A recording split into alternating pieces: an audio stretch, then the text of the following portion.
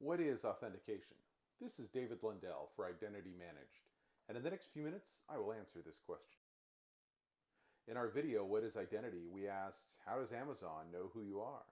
How does Gmail know? How does your Windows computer know? We answered with identity, but broken out into three areas: authentication, authorization, and reputation and context. This video is about authentication, proving that you are who you say you are. Why should you care about authentication? Because of the internet, the web, and now the cloud, your money, files, and even otherwise ordinary devices in your home can be accessed from any connected location in the world. Authentication has become the first line of defense. It used to be that location made a huge difference. Only the person standing in front of your thermostat could change its setting. For many homes, that is no longer the case. Now it is you and whoever can impersonate you. Before getting into the details, we need to differentiate between authentication and authorization. Showing your ID at the airport authenticates you. It proves you are who you say you are. But if your ticket doesn't have the TSA pre-check mark on it, then you are not authorized to go into the TSA pre-line, despite having been authenticated. Yeah, I'm talking to you, all you cheaters. This is like being refused access to a club, and when you ask the bouncer, "Do you know who I am?" he replies, "Yes, Mr. So-and-so, but you still can't come in." Authentication in real life is done through one of the following methods, or some combination thereof. Something you know, like the code to your door, or the passphrase to get into the speakeasy. Both of these are referred to as shared secrets. It's secret, but shared between you and the authenticator. Something you are, like the TSA agent verifying you look like your picture, your mom recognizing your voice. These are examples of biometrics.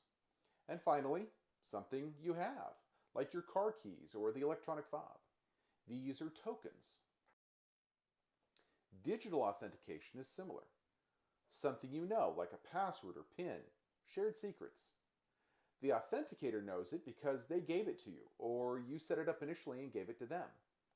Something you are, like your voice print recognition, facial recognition, retina scan, or fingerprint readers, biometrics. And finally, something you have, like your phone, a smart card, or a one-time password fob. These are tokens.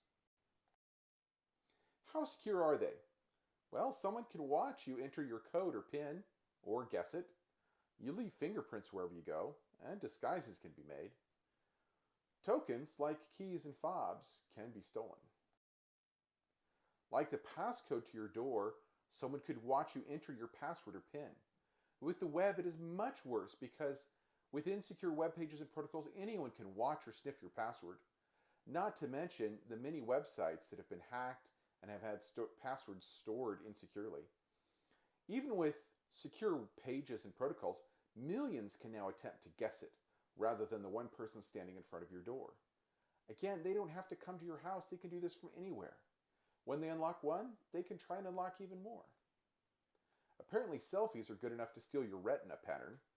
At the moment, your fingerprints are tougher to steal digitally, and photographs don't fool 3D facial recognition.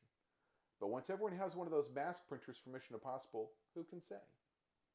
Digital thieves find it even harder to steal your tokens, smart card, your phone, your one-time password fob. These are difficult, but not unhackable. Using more than one together is stronger.